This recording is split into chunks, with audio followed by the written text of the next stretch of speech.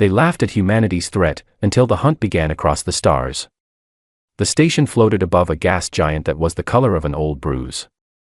Purple and gray and slow, turning like something that had forgotten where it was going. Commander Nate Carver stood at the observation glass for a moment, looked at it, and then walked into the meeting hall and sat down. The table inside the Galactic Conclave was wide enough to land a small ship on. It was made from something pale and smooth that looked like stone but felt different when you put your hand on it.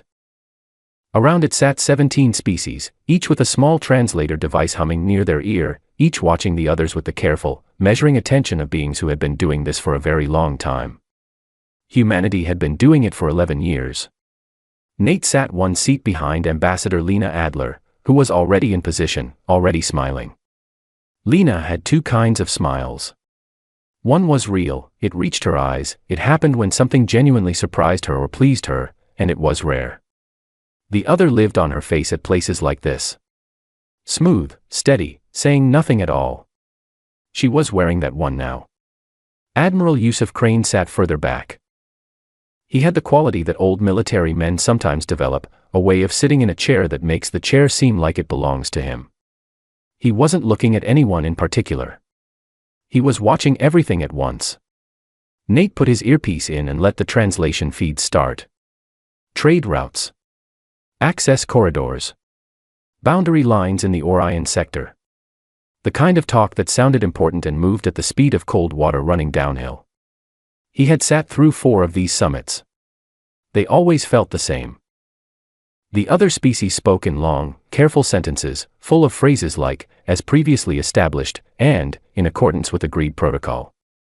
They performed diplomacy at each other the way some people perform at a dinner party, not to communicate, exactly, but to demonstrate that they knew how to behave in the right rooms. The human delegation listened and nodded and signed things when Lena gave the small signal. That was what 11 years looked like. 11 years of being the newest species at the table. 11 years of being watched the way you watch something unfamiliar, not with fear, not with respect, but with a kind of patient attention. Like watching a dog that hasn't done anything yet.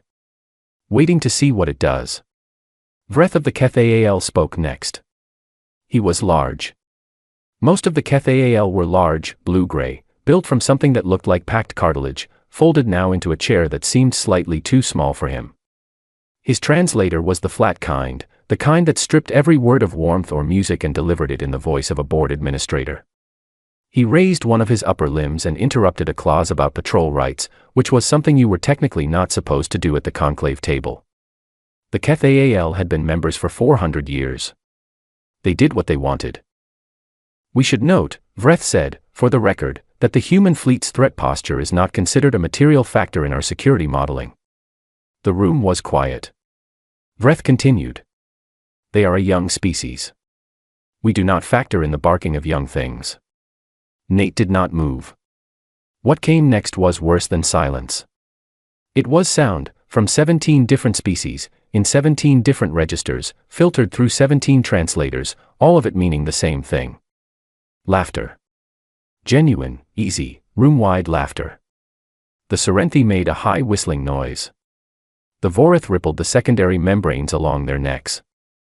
Even old Counselor Yin, who usually showed nothing, shifted in his seat in a way that looked like private amusement. Lena's smile went completely still. Not gone. Just empty in a new way, the smile of a person who has had something happen to them in public and has decided not to let the public see the moment it landed. Nate reached for his water glass. He picked it up. He drank from it. He set it down. He did not look at Crane. Crane did not look at him. The session went on for another 2 hours. More clauses. More digital ink. Lena nodded at the right moments and signed the right documents, and the meeting moved at its usual cold water pace until it was over. The delegations filed out into the corridor, which was long and pale and lit with the kind of lighting that made everyone look slightly unwell. A group of Vorith delegates passed Nate on their way out. They were still making sounds among themselves. Still amused by something. He walked to the far end of the corridor where a window looked out over the same gas giant. Still turning. Still purple and gray. Still not in any hurry about anything. He pulled out his comm. He opened a text channel to Crane, not a call, just a message. He typed 4 words, pull the leash files. The response came back in under a minute. 3 words, you sure about this? Nate looked at the gas giant. He thought about the laughter. Not with anger, something older and quieter than anger. Something that had been sitting still in a deep place for a long time and had just been given a reason to stand up. He typed back, they laughed. Crane's response took longer this time. Almost 2 minutes of nothing on the screen, and then 1 word, understood. Nate put the comm back in his pocket.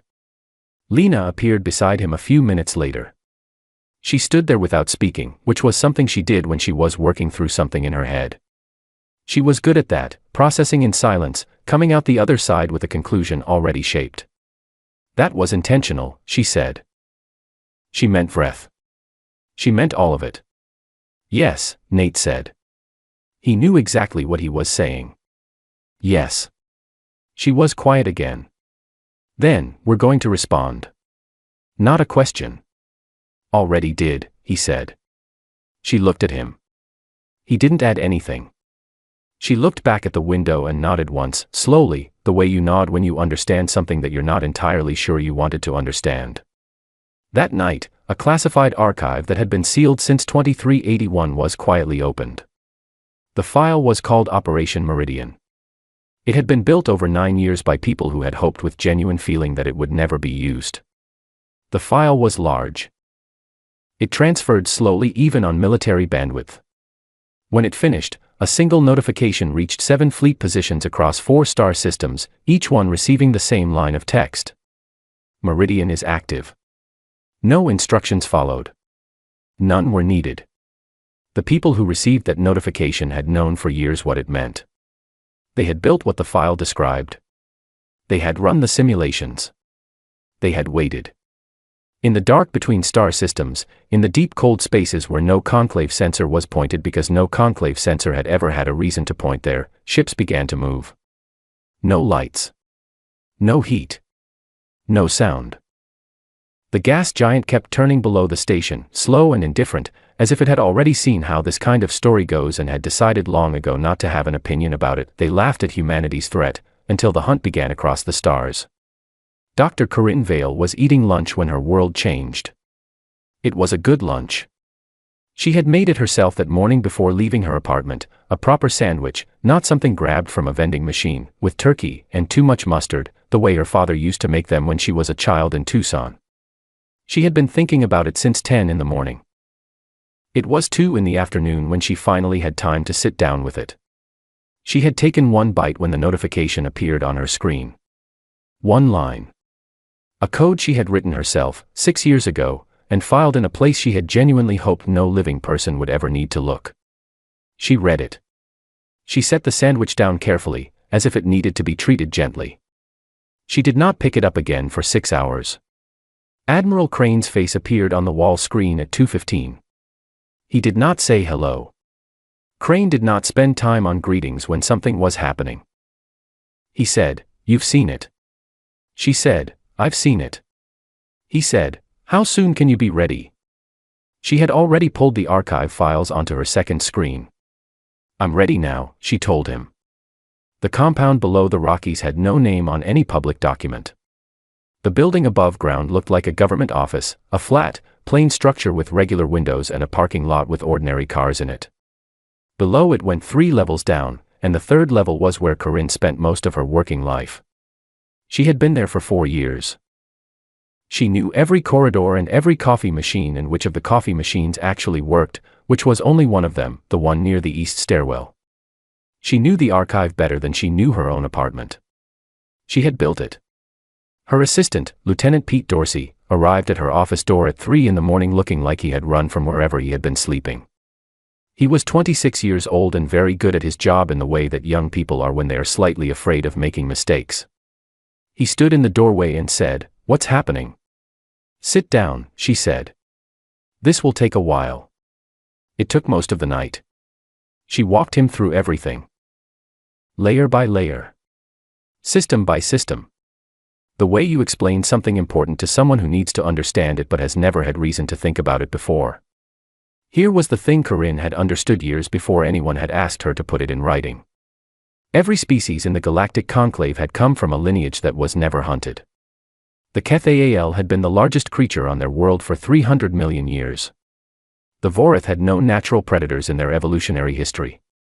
The Serenthi had developed intelligence not as a tool of survival but as a tool of control. They were smarter than everything else on their planet and they had always known it. Those species built weapons the way beings build things when they have always been the most dangerous thing in any room. Big. Loud. Visible. Made to be seen and feared. Their warships were enormous, impressive things. Their conflicts had formal procedures, declarations of intent, ceremonial warnings, the full performance of power from beings who had never learned to be afraid of being eaten. They did not build for silence. They did not know how. Humanity did. Humans had not been at the top of their food chain for most of their history. They had been medium-sized, slow on their feet, soft in ways that mattered when larger things had teeth. They had survived by being smarter and more patient than the animals that wanted to kill them. They had learned to wait. To watch from a distance. To know their target completely before they moved. To move only once, and make it count. That knowledge did not disappear when humanity went to space. It went quiet. It waited. And when humanity took its seat at the conclave table and spent 11 years being looked at the way you look at something that hasn't done anything interesting yet, something very old, and the species woke up and began making plans. The leash files held 47 ships. Not the biggest in the human fleet. Not the most heavily armed. Corinne had designed them for one purpose, to be completely undetectable until the moment they chose not to be. It was not cloaking technology. The conclave had cloaking, most of the major species did. This was different. Cloaking was a technological trick. What Corinne had built was a behavior. The ships ran cold, producing almost no heat, almost no energy output. They moved in patterns that no conclave sensor had been programmed to flag, because those sensors had been designed by species who assumed that anything dangerous would announce itself. The ships did not announce themselves. They simply existed in the dark and waited. The targeting systems were built the same way. Not fast. Certain. Each shot calculated not for speed but for absolute accuracy. One shot per target. No second attempts. No wasted energy. The kind of precision that comes from watching and waiting and knowing everything about a target before pulling anything like a trigger. Then there was the network. All 47 ships connected, sharing information at a speed that made them one thing when they needed to be. No commander sending orders down a chain. No delay. Every ship responding to everything all at once, the way a body moves a hand, not because someone decided to move it, but because the moment required it and the whole system responded together. Pete sat across from her when she finished. He was quiet for a long time. He looked at his hands, then at her. "We built all of this," he said. It wasn't quite a question. 9 years, she said. And nobody used it. No. He thought about that. Why not? She looked at him. He was young. He had never been the smallest person in a room full of people who had already decided he did not matter. Because it wasn't time, she said. And we were hoping it would stay not time. He was quiet again. Then, what changed? Someone laughed, she said. At the wrong people. He nodded slowly. He seemed to understand that this was a complete answer. At the bottom of the archive, below all the technical files and simulation records and engineering schematics, there was one more document. A plain text file. 4 sentences. Corinne had written it on the night she finished the network architecture, sitting at this same desk with a cold cup of coffee, feeling the particular feeling of having just built something she genuinely hoped would gather dust forever. She had written it to whoever would eventually open this folder. She had half forgotten it existed. It said, "If you are reading this, it happened. I built this hoping it would stay on the shelf.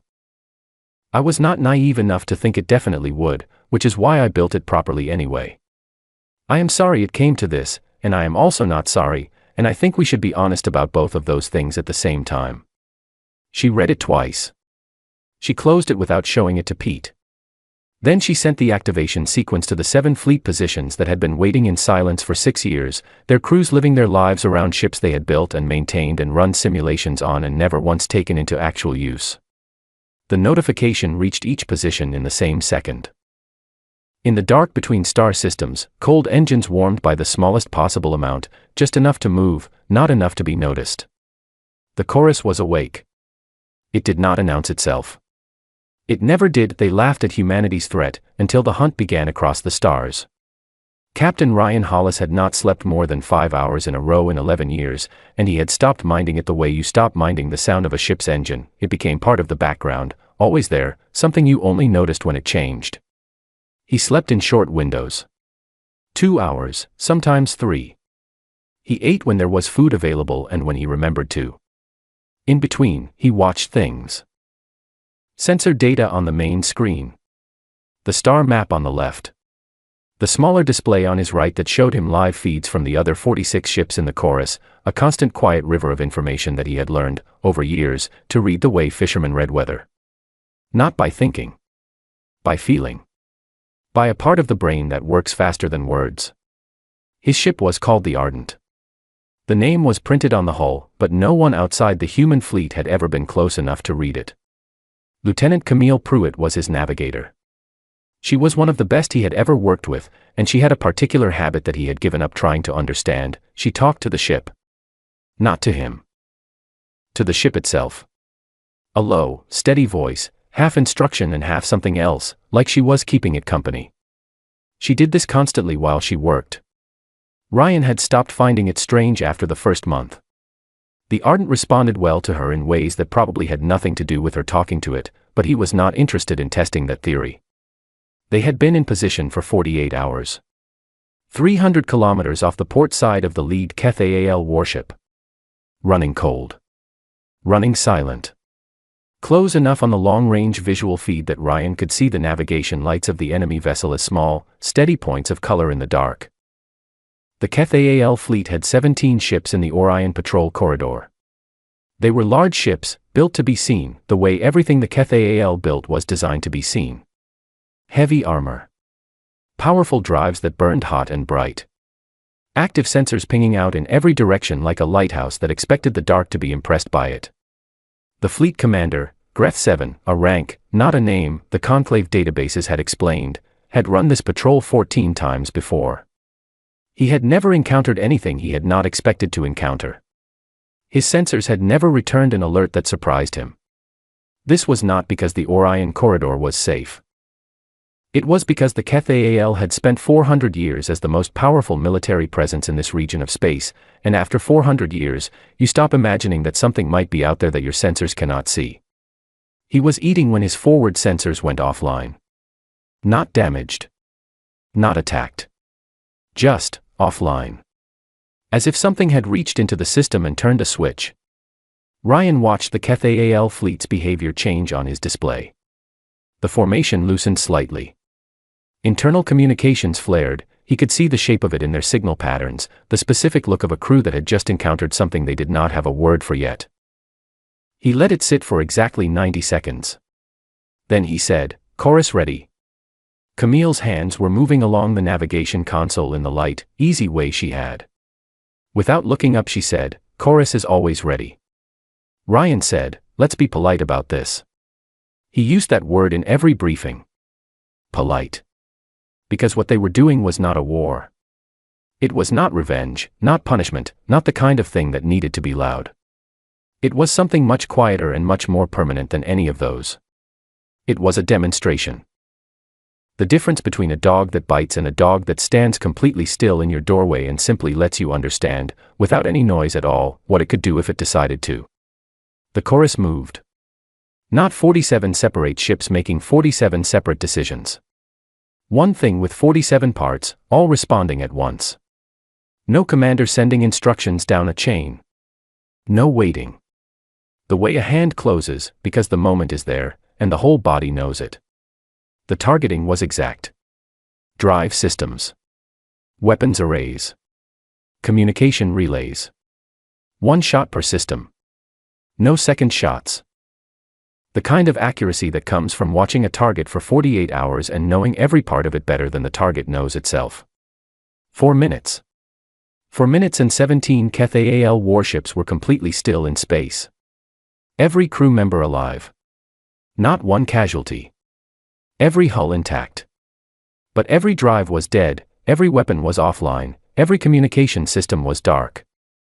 17 ships, each one worth more than most planets' annual budgets, were now 17 very expensive pieces of furniture floating in the Orion corridor. Ryan watched the display settle. No return fire.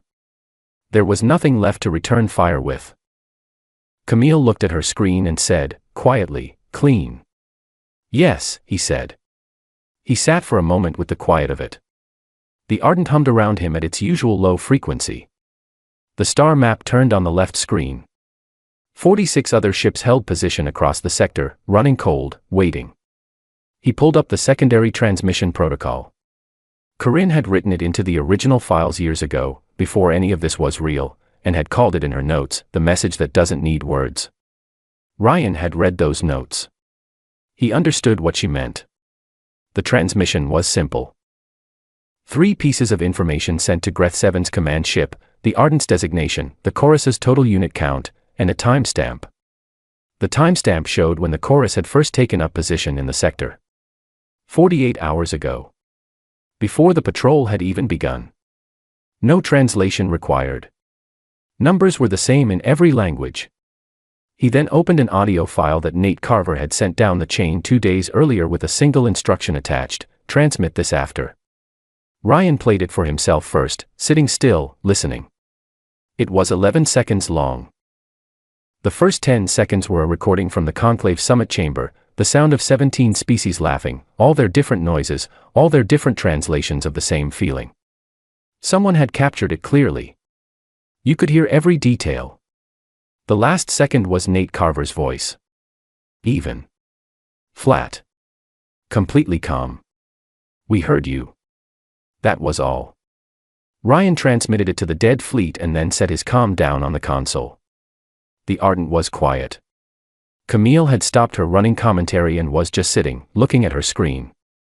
The corridor of space outside was very still and very dark and very large. After a while she asked, "Do you feel better?" Ryan thought about it properly. Not the fast way, not the way you answer when someone is just asking to be polite.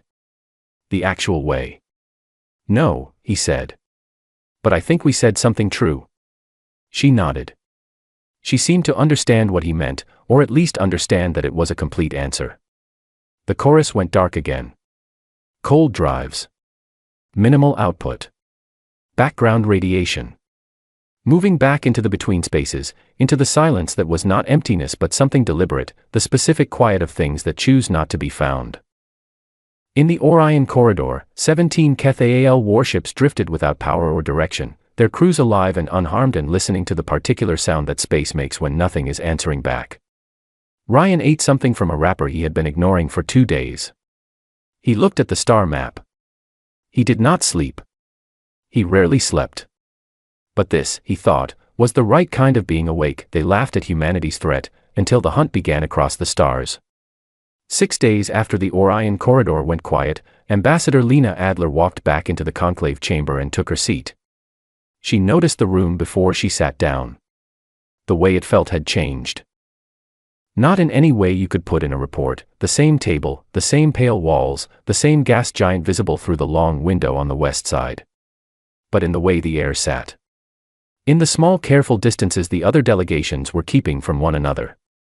In the particular stillness of beings who have recently realized they were missing important information, and are now trying very hard to look as though they weren't missing it at all. Commander Nate Carver stood near the window. Hands in his pockets. Not looking at the planet. Just present, the way he was always present, filling space without making any effort to be seen in it. Vreth of the HFY was already seated. Same position as always. 8 feet of blue-gray cartilage folded into formal diplomatic posture. Translator active and ready. But something was different about him today. Some weight was missing, the low, solid quality that a being carries when it has spent 400 years being the largest and most significant thing in most rooms. It was still there in the way he sat. It was just quieter than usual. He looked, Lena thought, like a sentence someone had removed 2 words from. Almost complete. Not quite. The formal session opened the way all formal sessions opened, procedure first, always. Vreth filed the KTHAL complaint through the established protocol, which was the correct thing to do and also the only available thing to do. He spoke for 9 minutes. He was thorough and technically accurate. 11 KTHAL warships disabled without any prior warning or formal declaration. A violation of the Conclave's peace agreements. An unprovoked action by the human fleet against a full member species in good standing. He cited 3 separate treaty clauses. He was very good at this. Lena listened to all of it without moving. She kept her hands flat on the table. She let him finish completely and then let 1 extra beat of silence pass before she spoke. She said, "When did the KTHAL become aware of our vessels?" It landed in the room like a stone dropping into water. She said it in the same voice she used for everything in these sessions, level, professional, not loud and not soft. The voice of someone who already knows the answer and is asking for the record. Vreth's translator took a moment. "This is not the relevant point in the discussion. For the record, please," she said. No change in her tone. No added pressure. Just the same clear, steady voice asking the same question again. The room was very quiet. The KTHAL diplomatic staff conferred briefly in their own clicking language, sounds too fast and specific for the translators to catch. Then Vreth's flat translator voice returned. "Our sensors registered the presence of human vessels at the point of engagement." "At the point of engagement," Lena said. "Not before." A pause. "Not before." "Thank you," she said. "And how many human vessels were recorded at engagement?" Another short conference. "The records indicate 47 units." Lena nodded once. 47 vessels. In position for 48 hours before your sensors detected them. She let it sit in the room exactly as long as it needed to sit. That will be entered into the record. What happened next was not loud. It was the opposite of loud.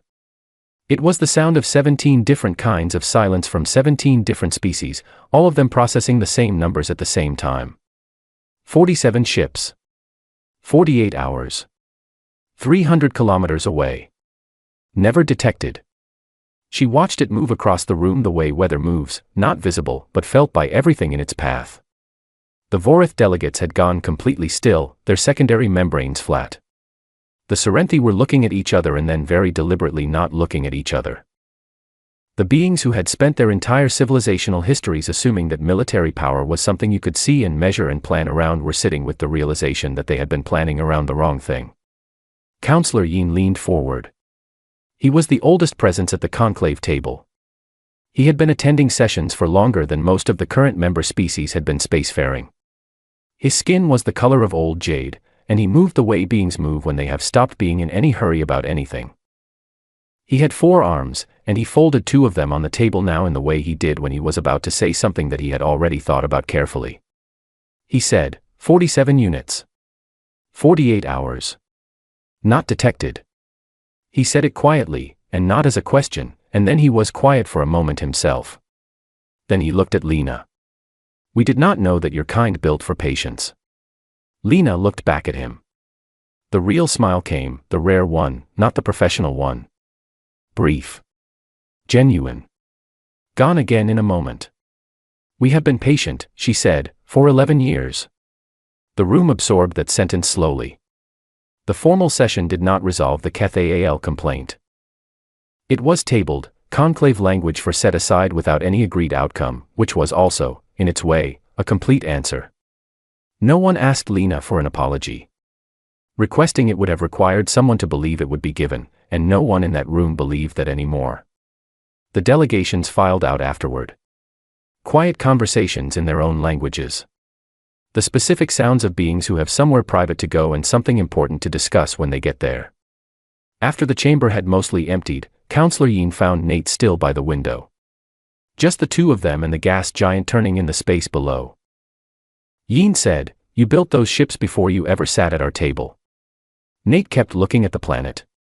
"We have always built things like that." Yin considered that. Because your kind was prey once. We were prey for a long time, Nate said. A pause. We are very good at not forgetting what that felt like. Yin was quiet for several seconds. He had the quality of someone who actually listened, which was different from someone who waited for their turn to speak. Finally he said, in 400 years at this table, I have met many species who claimed to understand threat. They all understood the display of it. The performance. He paused. You made no performance. No, Nate said. That, Yin said, is what none of us were prepared for. He left after that. Not quickly. Yin never moved quickly. But with the clear sense of a being who had something to think about and intended to give it the time it deserved.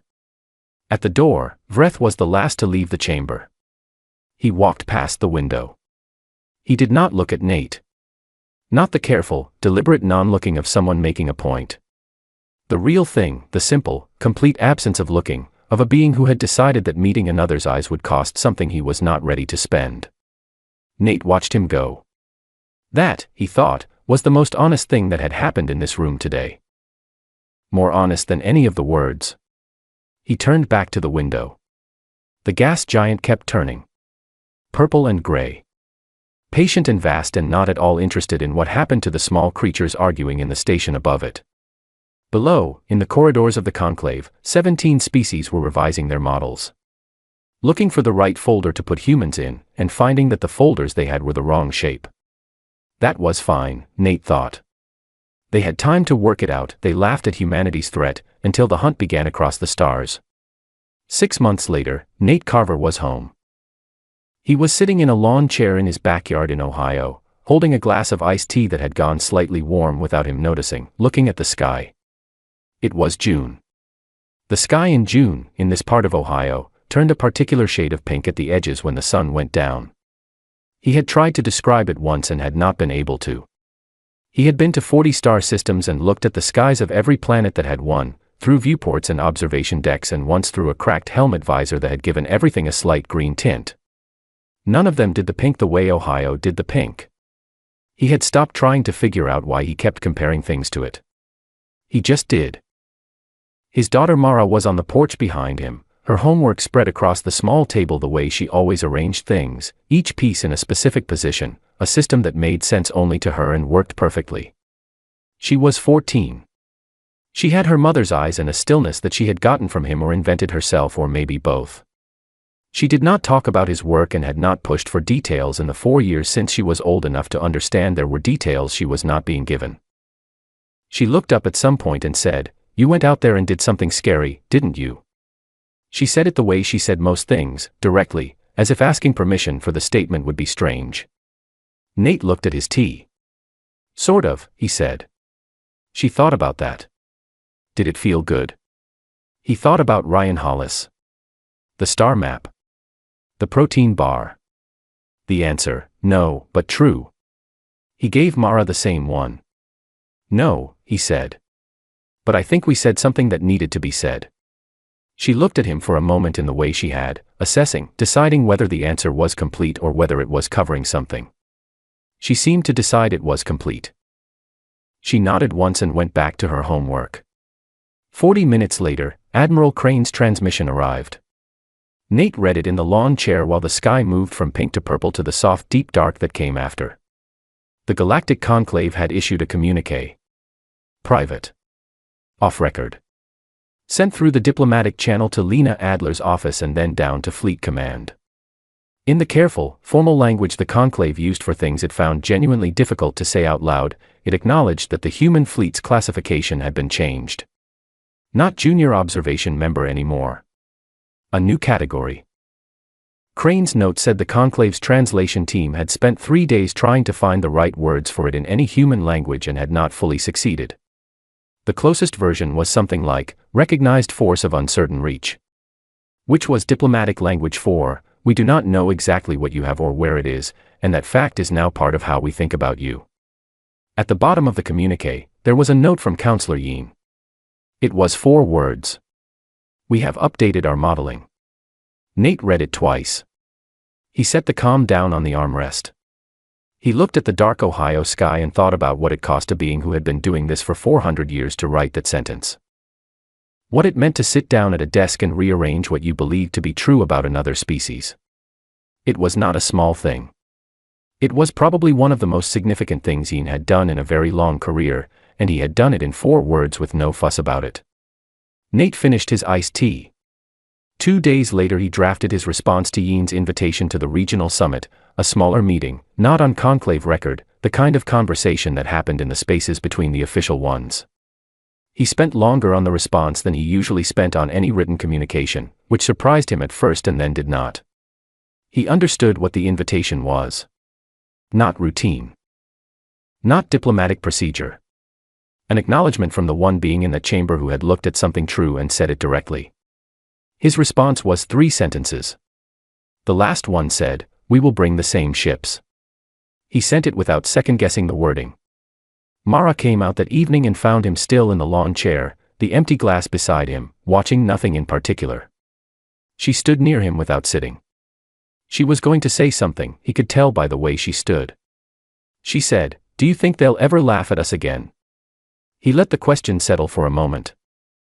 Looked at the tree at the back of the yard, the one that had been there since before he was born, the one that his father had climbed as a boy according to family stories he had no way of verifying. "Some of them will," he said. She said, "And then what?" He picked up the empty glass. "Then we go again," he said. She was quiet. She looked at him for a moment with those eyes that were her mother's, and then she went back inside without saying anything else. The screen door made its sound behind her, the sound it had made every time anyone went in or out of this house for 14 years, so familiar he usually did not hear it at all. He heard it tonight. He sat with it for a while. Out beyond Ohio, out past the stratosphere and the satellite belt and the edge of the solar system and the long dark between star systems, 47 ships held position in space. No lights. No heat. No sound.